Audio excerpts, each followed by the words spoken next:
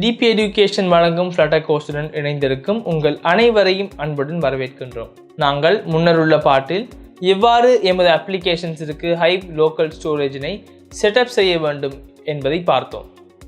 நாங்கள் இந்த ஹைவினை எவ்வாறு யூஸ் செய்ய வேண்டும் என்று முன்னர் பார்த்திருந்தோம். உங்களுக்கு ஹைவ் தெளிவாகவில்லை என்றால் நீங்கள் கட்டாயம் நாங்கள் முன்னருள்ள செக்ஷன்ஸில் ஹைவ் பற்றி கதைத்த செக்ஷன்ஸ்களை பாருங்கள். நான் உங்களுக்கு அந்த இடங்களில் இந்த ஹைவில் இருக்கும் டாக்குமெண்டேஷன் மூலம் சென்று இந்த விடயங்களை அழகாக தெளிவாக கூறியிருப்பேன்.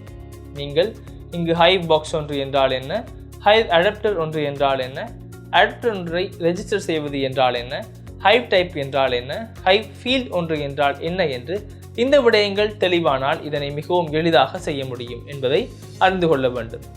கீ ஒன்றிற்கு வேல்யூ ஒன்றை மேப் செய்வதே ஹைவ் ஸ்டோரேஜில் நடைபெறுகின்றது.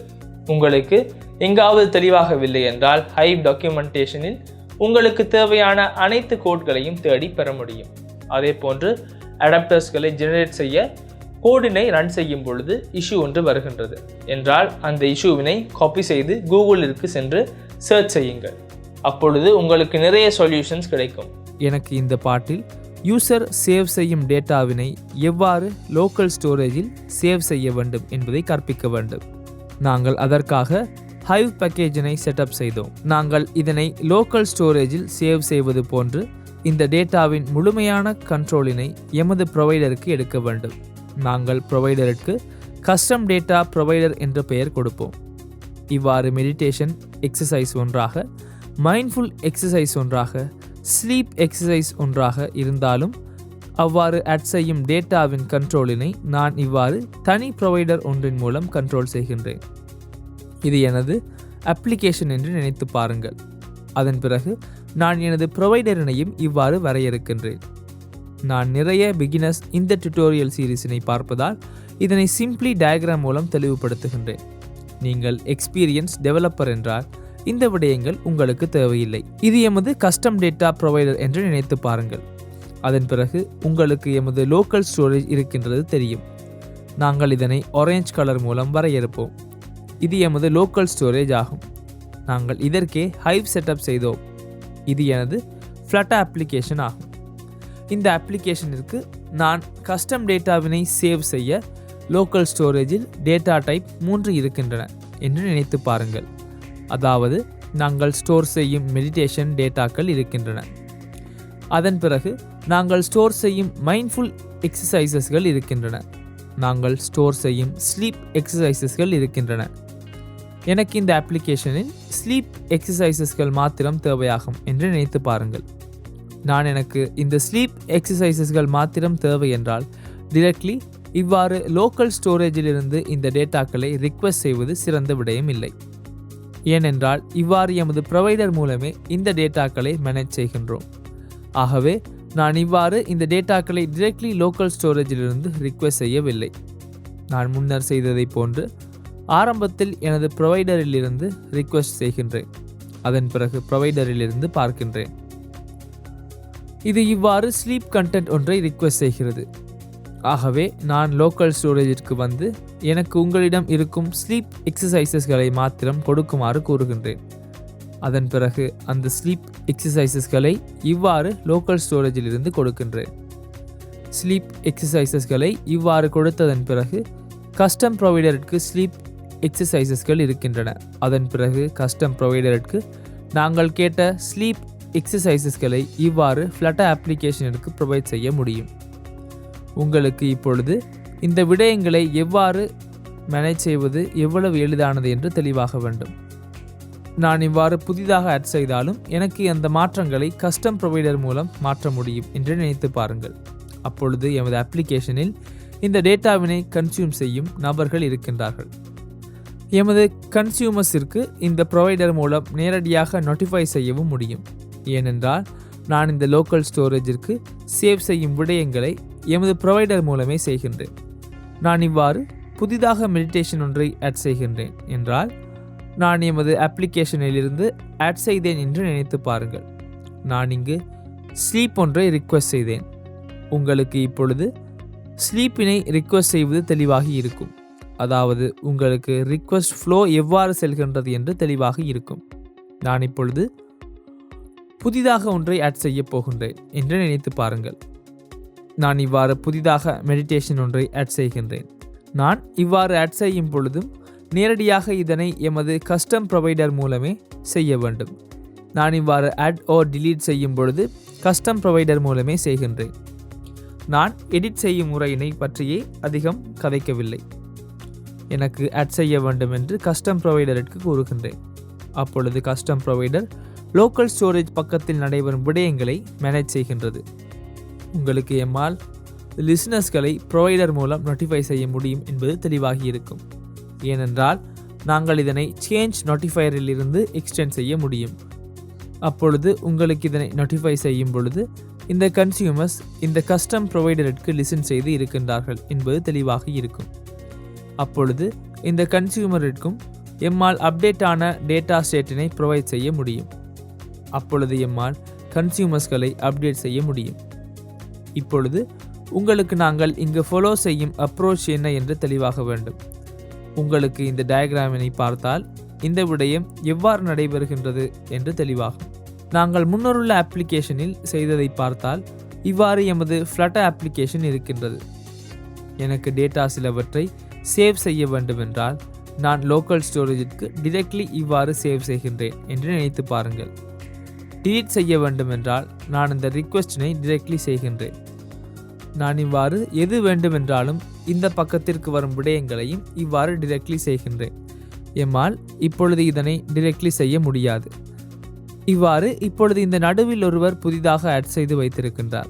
ஏனென்றால் இந்த மாற்றங்களுக்கு லிசன் செய்யும் குழு ஒன்று இருக்கின்றது. நான் இங்கு நடுவில் ஒருவராக எமது கஸ்டம் டேட்டா ப்ரொவைடரினை ஆட் செய்தேன். அப்பொழுது இதிலிருந்து லிசன் செய்பவர்களுக்கு இந்த டேட்டாக்களை ப்ரொவைட் செய்ய முடியும். உங்களுக்கு இப்பொழுது புரியும். மிகவும் கடினமான விடயம் இல்லை என்று தெளிவாகி இருக்கும். நாங்கள் இப்பொழுது இந்த தியரி பார்ட் அல்லது அல்கோரிதம் என்ன என்று அறிந்து கொண்டோம். நாங்கள் இப்பொழுது இதனை கோடில் இம்ப்ளிமெண்ட் செய்ய ட்ரை செய்வோம். நாம் இப்பொழுது இவ்வாறு லோக்கல் ஸ்டோரேஜில் கஸ்டம் ப்ரொவைடர் ஒன்றின் மூலம் டேட்டா சேவ் செய்கின்றோம் என்பதை பார்க்கலாம். நாங்கள் அதற்கு கஸ்டம் டேட்டா ப்ரொவைடர் என்று பெயர் கொடுப்போம். ஆனால் டேட்டா ப்ரொவைடர் மூலம் டேட்டா பாஸ் செய்யும் முன்னர் ஆரம்பத்தில் எனது லோக்கல் ஸ்டோரேஜினை கையாளும் செக்ஷன் ஒன்றை தயாரிக்க வேண்டும்.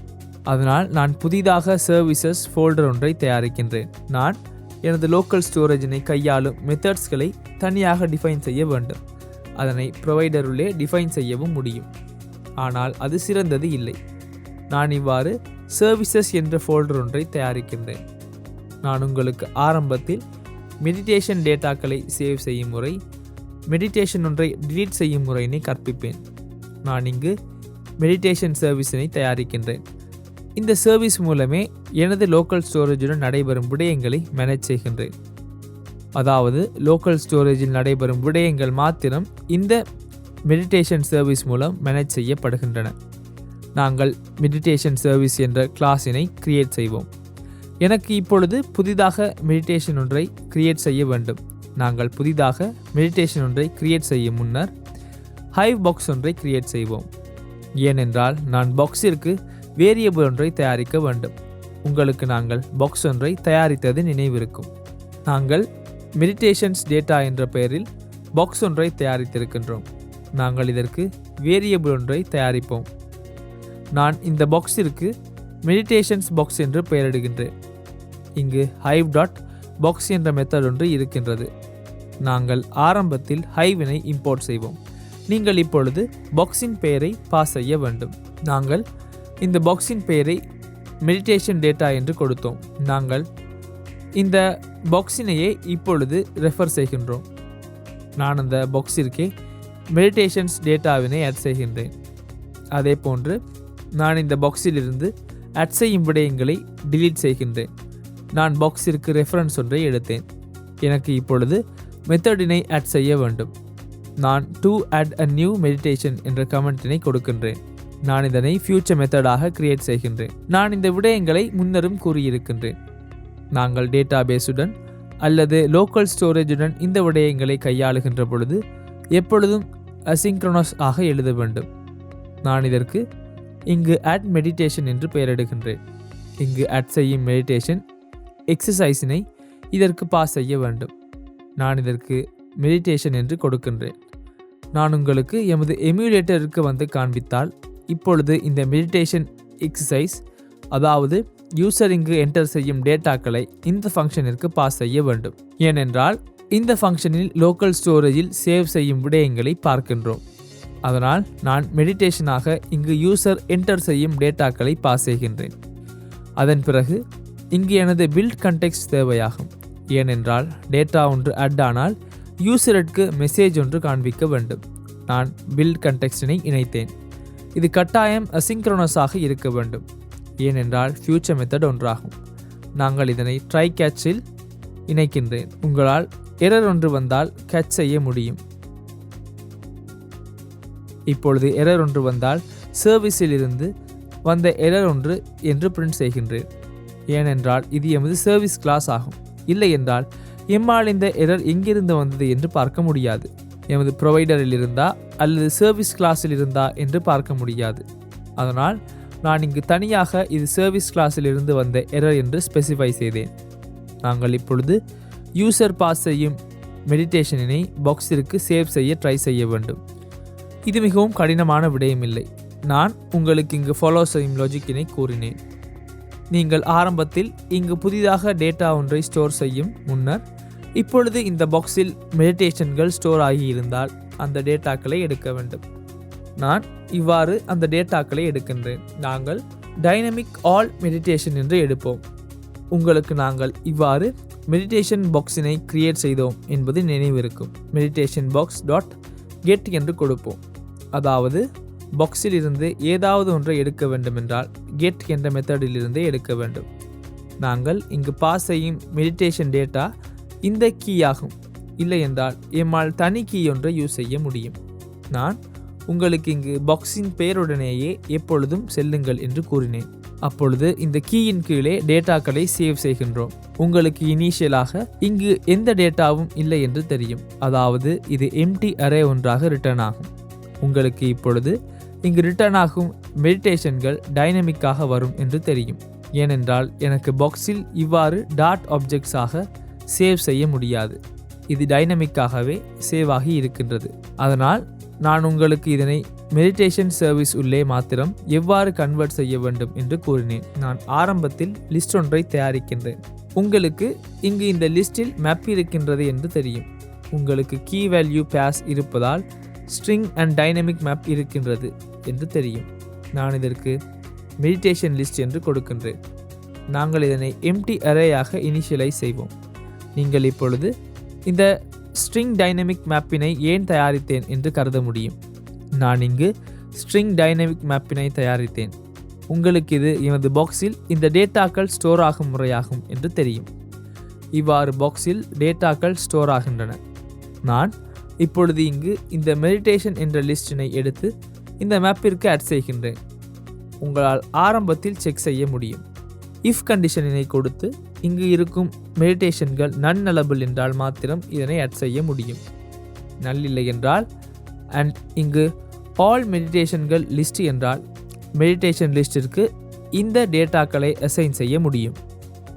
எம்மால் இஸ் லிஸ்ட் என்ற மெத்தட் ஒன்றை இங்கு எடுக்க முடியும். உங்களுக்கு எமக்கு இங்கு லிஸ்ட் ஆஃப் மேப் ஒன்று தேவையாகும் என்பது தெரியும். இங்கு டைப் ஒன்றாகும். அதனால் நான் இங்கிருந்து காப்பி செய்கின்றேன். எனக்கு இவ்வாறு மேப் ஒன்றே தேவையாகும். அடுத்து டாட் ஃப்ரம் என்று கொடுப்போம். அதாவது எதிலிருந்து தேவை என்று கொடுப்போம். எனக்கு இந்த மேப்பினை எனது ஆல் மெடிடேஷனிலிருந்து தயாரிக்க வேண்டும். அடுத்து டாட் மேப் செய்ய வேண்டும். நாங்கள் எக்ஸசைஸ் டைப்பினை கன்வெர்ட் செய்வோம். நாங்கள் இதனை மெடிடேஷன் என்று கொடுப்போம். இவ்வாறு மேப் ஆகும் பொழுது இந்த ஆல் மெடிடேஷனில் இருக்கும் ஒவ்வொரு மெடிடேஷன் மூலமும் செல்ல முடியும். நான் அதனை மெடிடேஷன் என்று எடுக்கின்றேன். எனக்கு அந்த மெடிடேஷனில் இருந்து இவ்வாறு மேப் ஒன்றை தயாரிக்க வேண்டும். நாங்கள் இதற்கு மெடிடேஷனினை பாஸ் செய்வோம். இங்கு செமிகோலன் ஒன்று வர வேண்டும். உங்களுக்கு நான் இப்பொழுது என்ன செய்தேன் என்பது தெளிவாக வேண்டும். இங்கு நான் இந்த மெடிடேஷன் லிஸ்டிற்கு ஸ்டோர் செய்தேன். எனக்கு ஸ்டோர் செய்யும் முன்னர் இங்கு இருக்கும் மெடிடேஷன்களை தேவையானவாறு இந்த ஃபார்மட்டில் தயாரித்தேன். நான் அதனையே இங்கு செய்தேன். உங்களால் இப்பொழுது இங்கு மெடிடேஷன் லிஸ்டிற்கு புதிதாக வேல்யூ ஒன்றை ஆட் செய்ய முடியும். ஏனென்றால் உங்களுக்கு இப்பொழுது இங்கு மேப் ஒன்று இருக்கின்றது என்பது தெளிவாகி இருக்கும். நான் இப்பொழுது வரும் மெடிடேஷன்களை இதற்கு ஸ்டோர் செய்ய வேண்டும். நீங்கள் இந்த இஃப் கண்டிஷனில் இருந்து வெளியே வர வேண்டும். நீங்கள் இப்பொழுது இதனை கன்வெர்ட் செய்திருக்கின்றீர்கள். உங்களால் இப்பொழுது இங்கு மெடிடேஷன் லிஸ்டிற்கு உங்கள் மெடிடேஷனினை ஆட் செய்ய முடியும். இவ்வாறு மெடிடேஷனினை ஆட் செய்தால் அது தவறாகும். உங்களுக்கு இங்கு மெடிடேஷன் எக்ஸசைஸ் என்ற டைப்பில் மெடிடேஷன் இருக்கின்றது என்பது தெளிவாகி இருக்கும். ஆனால் நான் இங்கு மெடிடேஷன் லிஸ்டிற்கு லிஸ்ட் ஆஃப் ஸ்ட்ரிங் டைனமிக் என்ற ஜேசன் ஆப்ஜெக்ட் ஒன்றை ஆட் செய்ய வேண்டும். உங்களுக்கு நாங்கள் மெடிடேஷனில் 2JSON என்ற மெத்தட் ஒன்றை கிரியேட் செய்தோம் என்பது நினைவிருக்கும். எனக்கு அதனை இங்கு யூஸ் செய்ய முடியும். நான் இப்பொழுது பாஸ் செய்யும் மெடிடேஷனினை எமது மெடிடேஷன் லிஸ்டிற்கு ஸ்டோர் செய்தேன். நாங்கள் இப்பொழுது இந்த மெடிடேஷன் லிஸ்டினை மீண்டும் எனது பாக்ஸில் இணைக்க வேண்டும். நாங்கள் இங்கு லிஸ்டினை மாற்றினோம், எமது பாக்ஸினை மாற்றவில்லை. ஏனென்றால் பாக்ஸில் ஃபைனலி டேட்டாக்கள் சேவ் ஆகின்றன. உங்களால் உங்கள் மெடிடேஷன் பாக்ஸினை எடுக்க முடியும். கெட் என்றால் எடுப்பது.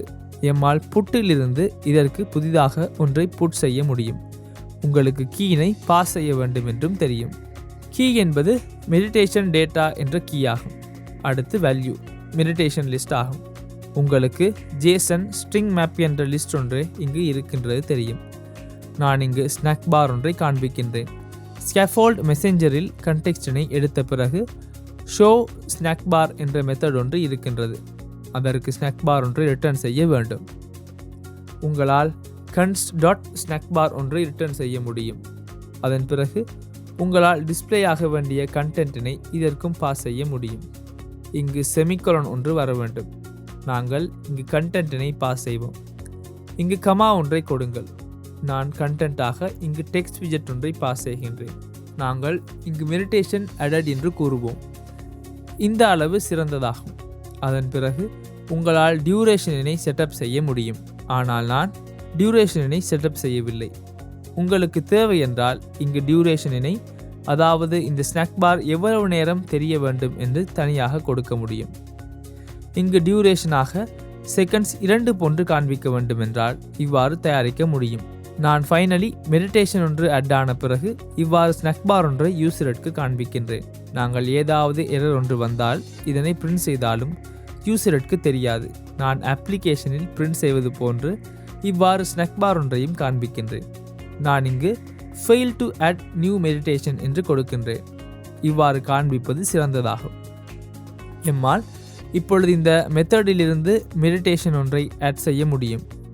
நான் உங்களுக்கு இப்பொழுது இது கன்ஃபியூஸ் இல்லை என்று நினைக்கின்றேன். நான் உங்களுக்கு மீண்டும் இங்கு என்ன செய்தேன் என்று கூறுகின்றேன். நான் ஆட் மெடிடேஷன் என்ற மெத்தட் ஒன்றை கிரியேட் செய்தேன். நான் இதற்கு யூசர் என்டர் செய்யும் மெடிடேஷனினை பாஸ் செய்கின்றேன். உங்களுக்கு இந்த என்டர் செய்யும் மெடிடேஷன் யூசர் இங்கு டைப் செய்து சப்மிட் செய்த பிறகு வரும் மெடிடேஷன் ஆகும் என்று தெரியும். எமக்கு இங்கு மெடிடேஷன் எக்ஸசைஸ் என்ற மாடலின் டைப் ஒன்று கிடைக்கும். நான் இங்கு கண்டெக்ஸ்ட் ஒன்றை எடுத்தேன். ஏனென்றால் நாங்கள் ஸ்நாக் பார் ஒன்றை காண்பிக்கின்ற பொழுது இங்கு நிச்சயமாக கண்டெக்ஸ்ட் தேவையாகும். அடுத்ததாக நான் பாக்ஸிற்கு இவ்வாறு ரெஃபரன்ஸ் ஒன்றை தயாரித்தேன். நாங்கள் இங்கு மேலே பாக்ஸிற்கு ரெஃபரன்ஸ் ஒன்றை தயாரித்தோம். அடுத்து எனக்கு நாங்கள் இப்பொழுது தயாரித்த ரெஃபரன்ஸ் இருக்கின்ற பாக்ஸிற்கு புதிதாக டேட்டா ஒன்றை ஆட் செய்ய வேண்டும். இவ்வாறு டேட்டா ஒன்றை ஆட் செய்கின்றோம். இப்பொழுது ஸ்டோர் ஆகி இருக்கும் அனைத்து டேட்டாக்களையும் எடுக்கின்றோம். புதிதாக வரும் டேட்டாவினை சரியாக கன்வெர்ட் செய்து ஆட் செய்கின்றோம். அதன் பிறகு நாங்கள் புதிதாக தயாரித்த டேட்டா செட்டினையே மீண்டும் எனது பாக்ஸிற்கு இணைக்க வேண்டும். நாங்கள் இவ்வாறே இந்த ஹைவுடன் டேட்டா ஆட் செய்யும் பொழுது செய்ய வேண்டும். அதனால் நான் டைனமிக்காக எனது அனைத்து டேட்டாக்களையும் எடுக்கின்றேன். அடுத்து உங்களுக்கு இங்கு இந்த லிஸ்டில் இருக்கும் டைனமிக் டேட்டாக்கள் தெரியும். எனக்கு ஸ்ட்ரிங் டைனமிக் மேப் தெரியும். அதனால் நான் இங்கு இந்த ஆல் மெடிடேஷன்களை எனக்கு தேவையானவாறு இந்த டைப்பிற்கு கன்வெர்ட் செய்கின்றேன். நாங்கள் அந்த விடயங்களையே இங்கு செய்தோம். அதன் பிறகு உங்களால் இந்த கன்வெர்ட் செய்த லிஸ்டிற்கு நாங்கள் இங்கே மெத்தடிற்கு பாஸ் செய்யும் மெடிடேஷனினை ஜேசனிற்கு கன்வெர்ட் செய்து ஆட் செய்ய முடியும். உங்களுக்கு நாங்கள் string to dynamic Jason object ஒன்றையே இந்த 2JSON இலிருந்து ரிட்டர்ன் செய்கின்றோம் என்று தெரியும். ஃபைனலி நாங்கள் புதிதாக ஆட் செய்த எக்ஸசைஸுடன் இருக்கும் இந்த மெடிடேஷன் லிஸ்டினை எமது பாக்ஸிற்கு இந்த புட் என்ற மெத்தடிலிருந்து கீயினை பாஸ் செய்து இதற்கு ஆட் செய்கின்றோம். இந்த கீ மற்றும் இந்த கீக்கு சமமாக இருக்க வேண்டும். ஃபைனலி டேட்டா ஆட் ஆன பிறகு இவ்வாறு ஸ்நாக் பார் ஒன்றை காண்பிக்கின்றோம். நான் எரர் ஒன்று வந்தால் பிரிண்ட் செய்வது போன்று எரரினை இவ்வாறு ஸ்நாக் பாரில் காண்பிக்கின்றேன். நான் இப்பொழுது மெடிடேஷன் ஒன்றை ஆட் செய்யும் மெத்தட் ஒன்றை கிரியேட் செய்திருக்கின்றேன். இப்பொழுது எமது ஃபார்மில் டேட்டாக்களை இந்த மெத்தடிற்கு பாஸ் செய்து புதிதாக மெடிடேஷன் ஒன்றை ஆட் செய்ய முடியும். உங்களுக்கு நான் இதனை செய்யும் பொழுது இவ்வாறு நாங்கள் நேரடியாக இந்த லோக்கல் ஸ்டோரேஜில் இந்த டேட்டாக்களை ஆட் செய்யவில்லை என்று கூறியது நினைவிருக்கும்.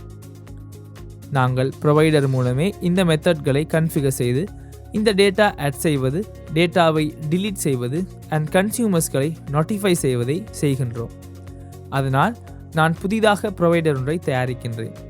இவ்வாறு யூசர் புதிதாக ஆட் செய்யும் கஸ்டம் எக்ஸசைசஸ்களை மேனேஜ் செய்ய ப்ரொவைடர் ஒன்று தேவையாகும். அதனால் நான் ப்ரொவைடர்ஸ் லிஸ்டிற்கு வந்து புதிதாக ப்ரொவைடர் ஒன்றை தயாரிக்கின்றேன். நாங்கள் இதற்கு கஸ்டம் டேட்டா ப்ரொவைடர் டாட் என்று கொடுப்போம்.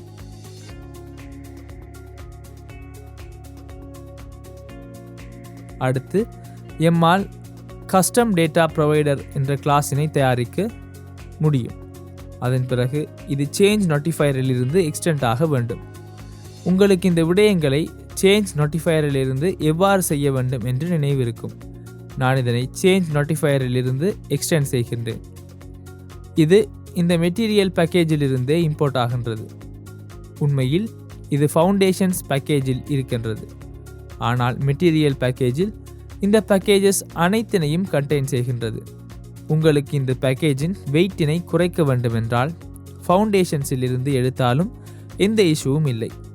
நாங்கள் சேஞ்ச் நோட்டிஃபையரினை எடுத்தோம். நாங்கள் இப்பொழுது மெடிடேஷன்களை மேனேஜ் செய்ய வேண்டும். அதனால் நான் ஆரம்பத்தில் இதற்குள் மெடிடேஷன் அரே ஒன்றை வைத்திருக்க வேண்டும். நான் இந்த மெடிடேஷன் அரேயினை மாற்றுகின்றேன். டிலீட் செய்கின்ற பொழுது இந்த அரேவிலிருந்து டிலீட் செய்கின்றோம். ஆட் செய்யும் பொழுது இந்த அரேயிற்கு ஆட் செய்கின்றோம். இது மெடிடேஷன் எக்ஸசைஸ் ஒன்றாக இருக்க வேண்டும். நாங்கள் இதனை மெடிடேஷன் என்று கொடுப்போம். நாங்கள் இப்பொழுது இதனை எம்டி அரேயாக டிஃபைன் செய்வோம். அதே போன்று நான் இதன் கெட்டரனை டிஃபைன் செய்கின்றேன். உங்களுக்கு எனக்கு list of meditation exercise return ஆக வேண்டும் என்று தெரியும். உங்களுக்கு இது கெட்டர் ஒன்று என்பதால் கெட் என்று கொடுப்போம் என்று தெரியும். நான் இதன் பெயரை மெடிடேஷன் என்று கொடுக்கின்றேன். உங்களுக்கு உங்கள் மெடிடேஷன்கள் ரிட்டர்ன் ஆக வேண்டும். இங்கு இந்த மெடிடேஷன்களின் கெட்டர் இருக்கின்றது. உங்களால் இப்பொழுது மெடிடேஷன் ஒன்றை ஆட் செய்யும் பொழுது இந்த கஸ்டம் டேட்டா ப்ரொவைடர் மூலம் மெடிடேஷன் ஒன்றை ஆட் செய்ய முடியும்.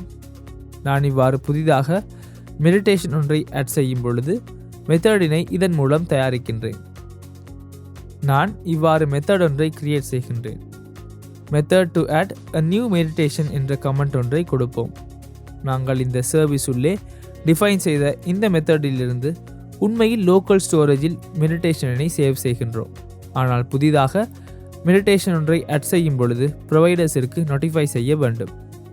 நாங்கள் அந்த விடயங்களை இங்கு டிஃபைன் செய்யும் மெத்தடிலிருந்து செய்கின்றோம். இது நாங்கள் நடுவில் இணைக்கும் ப்ரொவைடர் ஆகும். நான் இங்கு void add meditation என்ற மெத்தட் ஒன்றை டிஃபைன் செய்கின்றேன். உங்களுக்கு நாங்கள் இதனை ஆட் செய்யும் பொழுது மெடிடேஷன் எக்ஸசைஸினை பாஸ் செய்ய வேண்டும் என்று தெரியும். மெடிடேஷன் மற்றும் பில்ட் கண்டெக்ஸ்டினை பாஸ் செய்ய வேண்டும். நாங்கள் இப்பொழுது இதற்கும் ட்ரை கேட்ச் பிளாக் ஒன்றை கொடுப்போம்.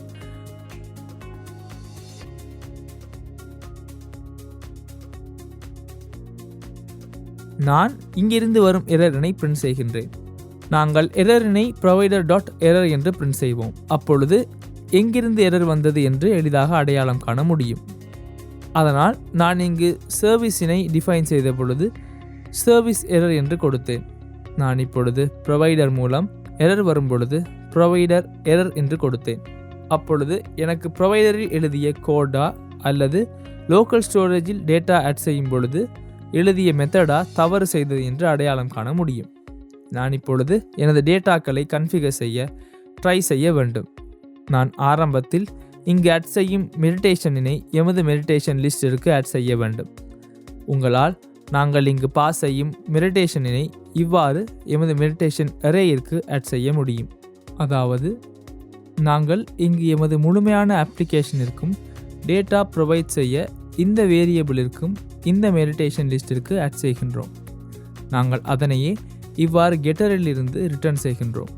இதற்கே கன்சியூமர்ஸ் லிசன் செய்ய வேண்டும். நான் மெடிடேஷனினை கொடுத்தேன். அடுத்து நாங்கள் இவ்வாறு ஆட் செய்யும் பொழுது நிச்சயமாக இந்த மெடிடேஷனினை எமது லோக்கல் ஸ்டோரேஜில் சேவ் செய்ய வேண்டும். நான் இப்பொழுது இவ்வாறு இந்த மெத்தடினை யூஸ் செய்ய வேண்டும். நான் இதற்கு இன்னும் ட்ரை கேட்ச் பிளாக் ஒன்றை கொடுக்கின்றேன். நான் இங்கு எரரினை ப்ரொவைடர் லோக்கல் ஸ்டோரேஜ் என்று பிரிண்ட் செய்கின்றேன். இல்லை என்றால் எனக்கு இந்த எரர் எங்கிருந்து வந்தது என்று பார்க்க முடியும். நான் இப்பொழுது இங்கு தயாரித்த மெடிடேஷன்களை எனது லோக்கல் ஸ்டோரேஜில் இருக்கும் மெத்தடிற்கு பாஸ் செய்ய ட்ரை செய்ய வேண்டும்.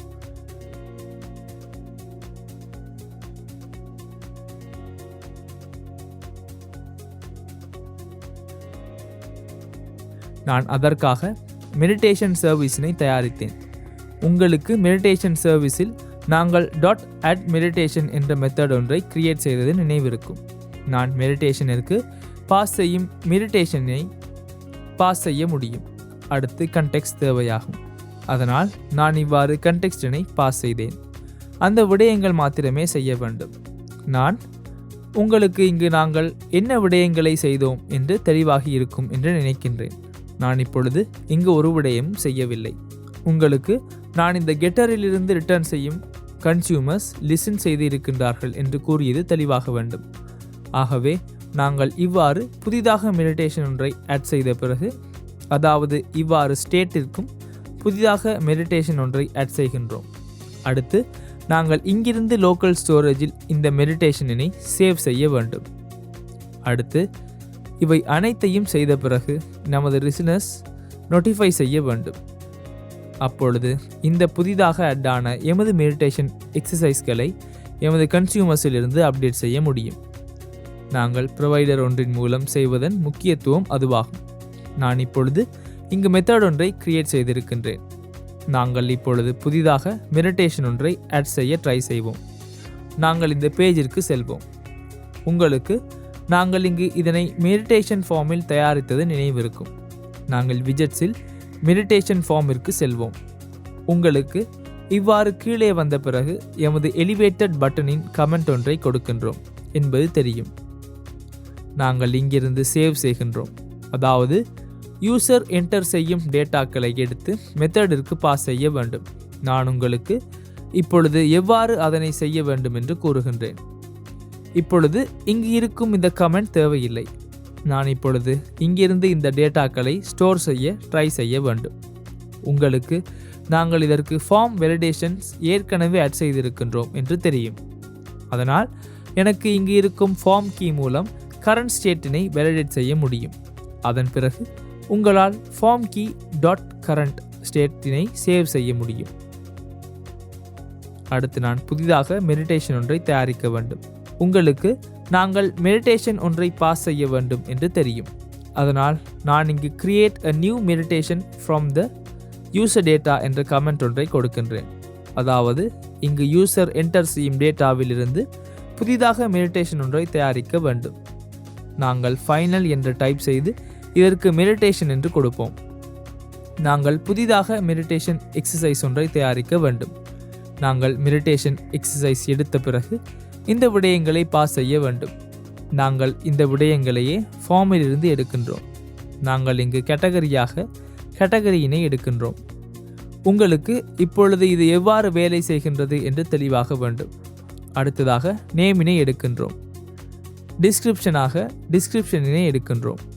நாங்கள் டியூரேஷனினை எடுக்கின்றோம். அதன் பிறகு இவ்வாறு ஆடியோ URL மற்றும் ஃபைனலி வீடியோ URLனை எடுக்கின்றோம். நான் இப்பொழுது புதிதாக மெடிடேஷன் ஒன்றை தயாரித்தேன். நாங்கள் இங்கு மெடிடேஷன் என்று கொடுப்போம். இப்பொழுது இந்த கிரியேட் செய்த மெடிடேஷனினை நாங்கள் தயாரித்த இந்த ப்ரொவைடரின் மெத்தடிற்கு பாஸ் செய்ய வேண்டும். அதற்கு முன்னர் இங்கு ஃபீல்ட்ஸ்களை நான் க்ளீன் செய்கின்றேன்.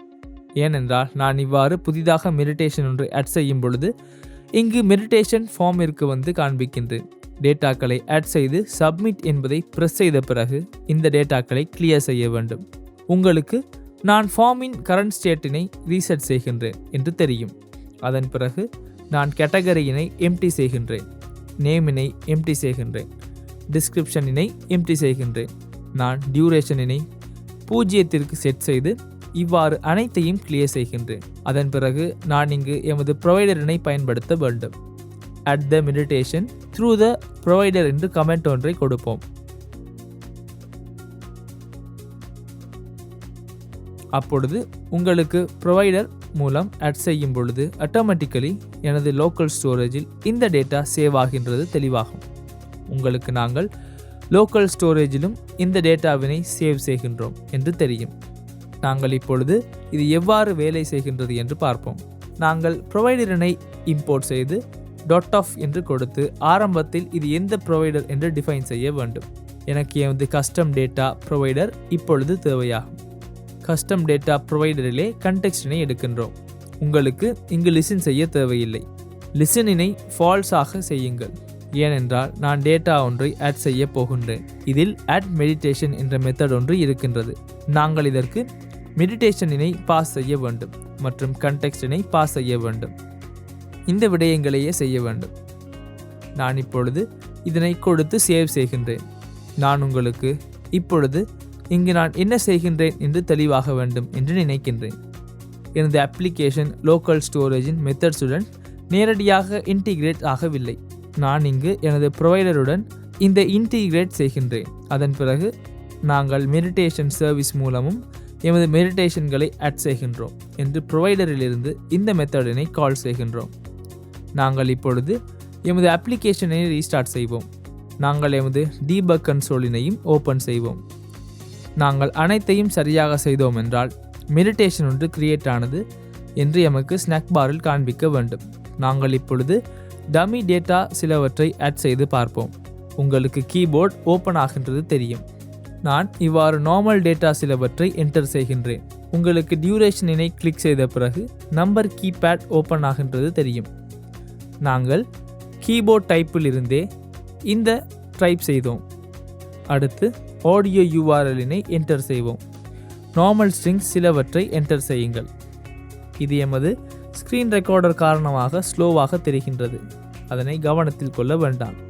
ஏனென்றால் ஸ்க்ரீன் ரெக்கார்டர் வேலை செய்யும் பொழுது பெரிய RAM தேவை மற்றும் ப்ரொசஸரினையும் அதிகம் எடுக்கின்றது. உங்களுக்கு நாங்கள் இவற்றினை கொடுத்து சப்மிட் என்பதை கிளிக் செய்த பிறகு எரர் ஒன்று வரும் என்று தெரியும். நாங்கள் இந்த எரர் என்ன என்று பார்ப்போம். உங்களுக்கு மேலே வந்தால் இவ்வாறு எரர் இருக்கின்றதை பார்க்க முடியும். உங்களுக்கு நாங்கள் இவற்றை கொடுத்து என்டர் செய்த பிறகு இவ்வாறு எரர் ஒன்று வரும் என தெரியும். நீங்கள் பார்த்தால் could not find the correct provider, the above meditation form widget என்று இருக்கின்றது என்பது தெரியும். இவ்வாறு எமது ப்ரொவைடரினை பார்க்க முடியவில்லை என்று கூறுகின்றது. உண்மையில் பார்க்க முடியாமல் இருக்க வேண்டும். ஏனென்றால் நாங்கள் இந்த ப்ரொவைடரினை எமது மெயின் டாட்டில் ஆட் செய்யவில்லை. நாங்கள் எமது கஸ்டம் டேட்டா ப்ரொவைடரினையும் கொடுப்போம். சேஞ்ச் நோட்டிஃபையர் ப்ரொவைடர் என்று கொடுத்து கிரியேட் செய்ய வேண்டும். அடுத்து நாங்கள் கண்டெக்ஸ்டினை எடுப்போம். அடுத்து எமது கஸ்டம் டேட்டா ப்ரொவைடரினை இனிஷியலைஸ் செய்வோம். நாங்கள் இவற்றை கொடுத்து சேவ் செய்து பார்ப்போம். நாங்கள் எமது டீபக் கன்சோலினையும் ஓப்பன் செய்வோம். நான் அப்ளிகேஷனினை ரீஸ்டார்ட் செய்கின்றேன். அப்பொழுது எமது டீபக் கன்சோல் கிளியர் ஆகும். நாங்கள் இப்பொழுது மீண்டும் டேட்டா சிலவற்றை ஆட் செய்ய ட்ரை செய்வோம். நான் இவ்வாறு டமி டேட்டா சிலவற்றை ஆட் செய்கின்றேன். உங்களுக்கு நாங்கள் இந்த டேட்டாக்களை கொடுத்து சப்மிட் என்றதை கிளிக் செய்த பிறகு மெடிடேஷன் அடட் என்று வந்திருக்கும் என்பது தெரியும். அதே போன்று இந்த ஃபீல்ட்கள் கிளியர் ஆகின்றன. ஆகவே உங்களுக்கு இப்பொழுது சரியாக மெடிடேஷனினை ஆட் செய்கின்றோம் என்று தெளிவாக வேண்டும். எமது இஷ்யூ வந்தது, நாங்கள் எமது மெயின் டாட்டில் ப்ரொவைடர்ஸ்களை கொடுக்க வேண்டும். நாங்கள் எமது மல்டி ப்ரொவைடருக்கு ஆட் செய்ய வேண்டிய எந்த ப்ரொவைடரினையும் சேஞ்ச் நோட்டிஃபையர் ப்ரொவைடராக கொடுக்க வேண்டும். நாங்கள் கஸ்டம் டேட்டா ப்ரொவைடரினை முன்னர் கொடுக்கவில்லை. எமக்கு அதுவே இஷ்யூ வந்தது. நாங்கள் ட்ராயிங் போர்டில் எக்ஸ்பிளைன் செய்தவாறு இவற்றை செய்தோம். நாங்கள் இங்கு கஸ்டம் ப்ரொவைடர் ஒன்றை தயாரித்தோம். நான் இந்த ப்ரொவைடர் மூலம் நோட்டிஃபை செய்கின்றேன் மற்றும் எனது டேட்டா ஸ்டோரேஜில் சேவ் செய்கின்றேன். இப்போது உங்களுக்கு இதை எவ்வாறு செய்ய வேண்டும் என்று தெளிவாக வேண்டும். நாங்கள் இப்பொழுது மெடிடேஷன் சர்வீஸில் மெடிடேஷன் ஒன்றை ஆட் செய்யும் மெத்தட் ஒன்றை கிரியேட் செய்திருக்கின்றோம். நாங்கள் இப்பொழுது மெடிடேஷன் ஒன்றை டிலீட் செய்யும் மெத்தட் சிலவற்றை கிரியேட் செய்வோம். எம்மால் இவ்வாறு ஸ்லீப் எக்ஸசைஸ், மைண்ட்ஃபுல் எக்ஸசைஸ்களை சேவ் செய்யும் மெத்தட்ஸ்களை தயாரித்து எமது ஃபார்மில் இவற்றை பைண்ட் செய்து எமது ப்ரொவைடருக்கு ஆட் செய்ய முடியும். நீங்கள் இப்பொழுது இந்த செக்ஷனிற்கு வரும் முன்னர் உங்களுக்கு எந்த இஷ்யூவும் இல்லாமல் ஹைவ் லோக்கல் ஸ்டோரேஜினை செட்டப் செய்திருக்க வேண்டும். உங்களால் கீழே டிஸ்கிரிப்ஷனில் கொடுத்து இருக்கின்ற GitHub ரெபாசிட்டரி லிங்கில் இருந்து இந்த கோடினை மீண்டும் ரெஃபர் செய்ய முடியும். நாங்கள் இப்பொழுது லோக்கல் ஸ்டோரேஜினை செட்டப் செய்திருக்கின்றோம். நாங்கள் இப்பொழுது லோக்கல் ஸ்டோரேஜிற்கு டேட்டா பாஸ் செய்யும் பொழுது அதனை டிரெக்ட்லி பாஸ் செய்யாமல் ப்ரொவைடர் ஒன்றின் மூலமாக பாஸ் செய்ய வேண்டும். அந்த ப்ரொவைடர் இது எந்த டைப்பின் எக்ஸசைஸ் ஒன்றை பாஸ் செய்கின்றது என்று பார்க்கின்றது. அப்பொழுது ப்ரொவைடர் த்ரூ எமது லோக்கல் ஸ்டோரேஜின் டாக்குமெண்ட்டிற்கு அல்லது தேவையான டேட்டா பேஸிற்கு அந்த டேட்டாக்கள் ஸ்டோர் ஆகின்றன. அதே போன்று நாங்கள் டேட்டா ஸ்டோர் செய்வதை போன்று டேட்டா ஃபெச் செய்யும் பொழுது ப்ரொவைடர் மூலம் பாஸ் செய்வது ஸ்டேட் மேனேஜ்மெண்ட் இம்ப்ளிமெண்ட் செய்ய மிகவும் எளிதானதாகும். உங்களுக்கு நான் கற்பிக்க விடயத்தை டிராயிங் போர்டிற்கு சென்று தெளிவாக கூறும் பொழுது தெளிவாகும். ஆகவே நீங்கள் அடுத்த செக்ஷனில் நாங்கள் எவ்வாறு எமது லோக்கல் ஸ்டோரேஜில் டேட்டா ஸ்டோர் செய்யும் பொழுது ரிட்ரீவ் செய்யும் பொழுதும் ப்ரொவைடர் ஒன்றின் மூலம் எளிதாக செய்ய வேண்டும் என்பதை பார்ப்போம்.